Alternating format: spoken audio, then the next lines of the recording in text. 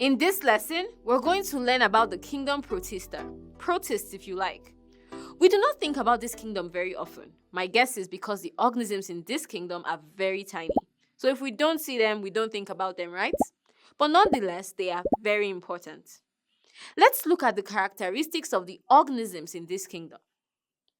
The first important thing to remember is that protists are eukaryotic. They have well-defined nuclei.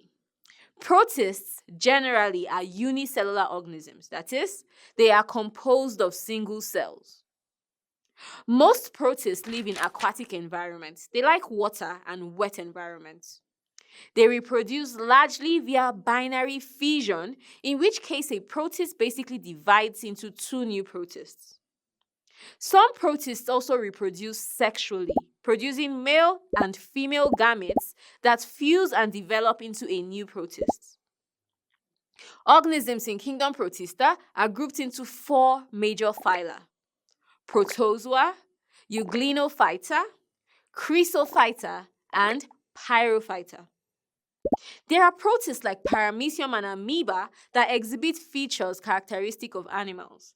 They belong to the phylum Protozoa. They do not make food, they feed on other food sources. More interestingly, there are some protists that are a bit strange because they exhibit both animal and plant features. They are grouped under the phylum Euglenophyta. Euglena viridis is an example. Now let's talk about how protists move around. Some protists move around by means of pseudopodia, singular pseudopodium, which means false feet. Such protists like amoeba belong to the class Rhizopoda, so amoebae are rhizopods. Then there are others that have what looks like a tail or a tail-like structure called the flagellum, plural flagella. They belong to the class Mastigophora. Gardia and Trichomonas are examples. Some others move around with the aid of microscopic hair-like structures called cilia, singular cilium, and are in the class Ciliophora. An example is Paramecium. Going further, there are others that have no organelles for movement. They belong to the class Sporozoa. Plasmodium and Babesia are examples. They produce spores. So let's recap to get an overview of the general characteristics of protists. Protists are single-celled or unicellular organisms.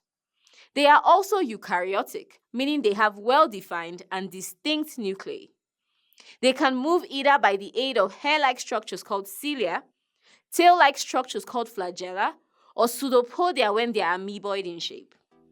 Some of them manufacture their food, while some of them take in food, and they may reproduce both sexually and asexually. Love learning, and I'll see you soon.